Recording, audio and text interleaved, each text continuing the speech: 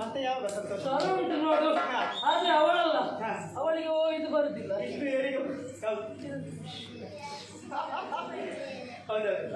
Sir ಒಂದು ಕೇಳಬೇಕು, ಅರ್ಥವಂತಾಗಿ ಸಾಮಾನ್ಯವಾದ ಸ್ವರ ಇದು, ಅಸಾಮಾನ್ಯವಾದ ಸ್ವರ.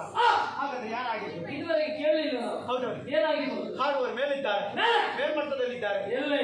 ಸ್ವರ್ಗಲೋಕದಲ್ಲಿ. ಸ್ವರ್ಗಲೋಕದಲ್ಲಿ ತುಂಬುರ ತುಂಬುರ ಕುದುರೆಮುಖ ಉಳ್ಳವ, ಕುದುರೆಮುಖ ಕುದುರೆಮುಖ ಕುದುರೆಮುಖ ಅಲ್ವಾ? ಹಾಗಾದ್ರೆ ಅವ ಒಬ್ಬ ಬರುವಂತ ಕ್ರಮ ಉಂಟಾ? ಇನ್ನೊಬ್ಬ ಇದ್ದಾನೆ ಸೇನ. ಅವರಿಗೂ ಯಾವಾಗ ನೋಡಿದ್ರು ಒಟ್ಟಿಗೆ ಅವರಲ್ಲಿ ಯಾರು ಹೆಚ್ಚು ಯಾರು ಕಡಿಮೆ ಅಂತ ಹೇಳಲಿಕ್ಕಿಲ್ಲ. ಎರಡು ಸ್ವರ ಒಂದೇ. ನಮಗೆ ಸ್ವರ ಕೇಳುವಾಗ ಯಾವುದಂತ ಗೊತ್ತಾಗ್ತದೆ. ನಾವು ಯೋಚನೆ ಮಾಡುದು ಇಷ್ಟೇ, ಶಿವಶಂಕರನ ಪ್ರಸಾದ ಅದು. ಹಾಗಾದ್ರೆ ಶಿವಶಂಕರನೇ ಪ್ರಸಾದ ಸಣ್ಣವ, ಅಂದ್ರೆ ಶಿವನಿಂದ ಬರೆದ ಪ್ರಸಾದ. ಅವರಲ್ಲಿ ಏರಿಳಿತ ಎನ್ನುವುದಿಲ್ಲ, ಈಗ ಸಮಾನ. ಹಾಗಾದ್ರೆ ಮೊದಲು ಕಾಣಿಸಿಕೊಳ್ಳುವುದು ಯಾರು? ಹೌದಲ್ವಾ? ಶಿವಶಂಕರ. ವಂದಿಸಿದ ಮೇಲೆ ಪ್ರಸಾದ ಬರ್ತದೆ. ಪ್ರಸಾದ ಕೊನೆಯವರೆಗೆ ಇರ್ಬೇಕು. ಹೌದೌದು, ಅದರದ್ದೇ ನಿರೀಕ್ಷೆ. ಹೌದಲ್ವಾ? ಯಾರಿಗೆ ಸರಿಯಾಗಿ ತಿಳಿದಿದೆಯೋ ಖಂಡಿತವಾಗಿ ಅವರನ್ನು ಒಪ್ಪುತ್ತಾರೆ. ಖಂಡಿತ. ಅಷ್ಟು ಏರುಂಟು ಅವರ ಸ್ವರ. ಅವರಿಬ್ಬರು ಬಂದ್ರೆ ಬೇರೆ ಯಾರು ಬರ್ಬೇಕು ಅಂತ ಇಲ್ಲ. ಸತ್ಯ ಹೇಳ್ಬೇಕು, ಗಾನ ವೈಭವವನ್ನು ಕೇಳಿಸ್ಕೇಳಿ. ಹೌದೌದು, ಹಾಡುವವರನ್ನೇ ಕರೆಯಬಹುದು. ಹಾಗಂತ ಈ ಚೌಕಟ್ಟನ್ನು ಬಿಡದೆ ಹಾಡುವಂತ ಸಮರ್ಥರಿರುವುದು ಇವರ ಮಾತ್ರ. ಬೇಕಾ ಹಳೆದು ಬೇಕಾ? ಖಂಡಿತವಾಗಿಯೂ ಒಂದು ವೇಳೆ ಹಾಡಿದ್ರು ಕೂಡ ಇಂತಹ ಸ್ವರದವನ್ನು ಮತ್ತೆ ಹುಟ್ಟಿ ಬರಲಿಕ್ಕೆ ಸಾಧ್ಯವಿಲ್ಲ. ಏಳು ಶ್ರುತಿಯಲ್ಲಿಂಟು, ಅದು ಕೂಡ ಇಲ್ಲಿಗೂ ಕೂಡ ಹೋಗ್ತದೆ. ಇಲ್ಲದಿದ್ರೆ ನಾವು ಈಗ ನಾವು ಇದಕ್ಕೆಲ್ಲ ಕಿವಿ ಕೊಡ್ತೇವೆ. ಒಂದು ವೇಳೆ ಹಾಡುವವರು ಮತ್ತೆ ಹುಟ್ಟಿದ್ರೆ ಇವರ ಪರಂಪರೆಯವರೇ ಯಾರಾದ್ರೂ ಆಗಿರ್ಬೇಕು.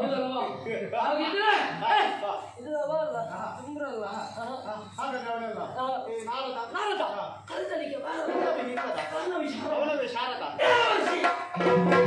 ಆ ದೇವರ್ಷಿ ಗದರಿಸಬೇಡ, ಅದಿಂತಲೂ ಬೇರೆ ತಿಳಿದ ಹಾಗೆಲ್ಲ ಕೇಳುವಾಗ ದೇವಋಷಿ ನಾರದ, ದೇವಋಷಿ ನಾರದ, ದೇವಋಷಿ ನಾರದ, ದೇವರ ಹೆಸರು ಹೇಳಿದ್ರೆ ನಮಗೆ ದೇವಋಷಿ ನಾರದ ಹಾಗೆ ಕರೀದು.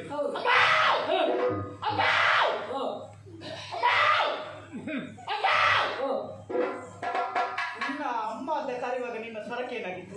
ಅಪ್ಪ ಅಂತ ಕರೆಯುವಾಗ ಓ ಅಂತ ಹೇಳಿ ಹಾಗೆ ಅಪ್ಪ ಕರೆಯುವುದು ನಾವು ಹೇಳ್ತೇವೆ. ಹಾಗಿದ್ರೆ ತುಂಬ್ರಲ್ಲ ನಾರದ ಖಂಡಿತವಾಗಿ ನಿಮಗೆ ತಿರುಗಾಟ ಬಗೆಯಲೇನು ಅಂತ ಶಾಪ. ಹೌದಲ್ವಾ? ಗೊತ್ತಾಗ್ಬೇಕಿದ್ರೆ